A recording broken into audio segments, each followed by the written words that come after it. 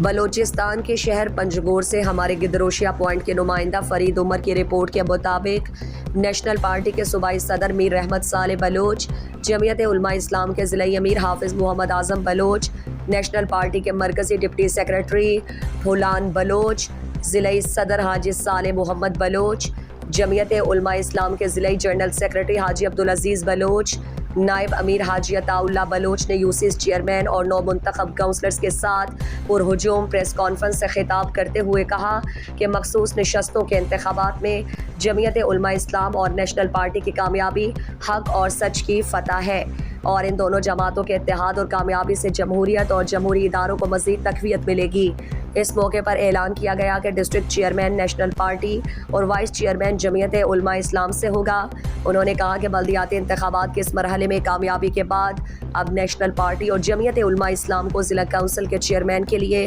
واضح برتری حاصل ہو گئی ہے۔ 6 جولائی کو بھاری اکثریت سے اپنا چیئرمین اور وائس چیئرمین منتخب کریں گے۔ تجارتی اثر واضح معمول مخلوق خراب بر گئے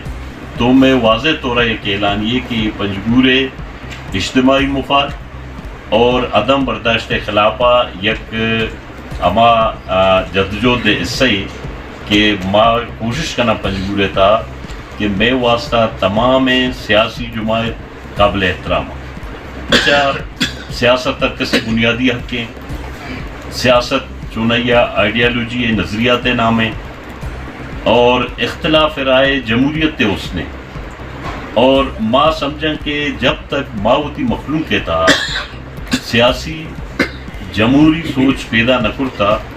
ادا مشکل ماوتی مخلوق کے زندگی تبدیل بکنا ماں صحافی حضرات مشورے دیمائی گپا واضح کری کہ اگر کسی غلط فہمی آئیں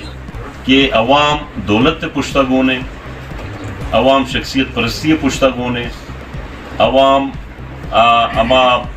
مزن پچو پوشاک والے پشتہ گونے یہ غلط فہمی ہے ماں یہ سرپت بھی کہ ادھے پنجگور لکھا پڑھا طبقہ پنجگور تعلیم یافتہ طبقہ اور ادھے دلتپوچ ادھے محنت کش ادھے مزدور ہر کا ایک آئیڈیالوجی اور نظریہ اداری۔ مزید دلچسپ معلومات اور خبروں سے آگاہ ہونے کے لیے Gedrosia point Facebook page, Instagram, Twitter کو فالو اور یوٹیوب چینل کو سبسکرائب کریں۔ بیل آئیکن بٹن دبانا نہ بھولیں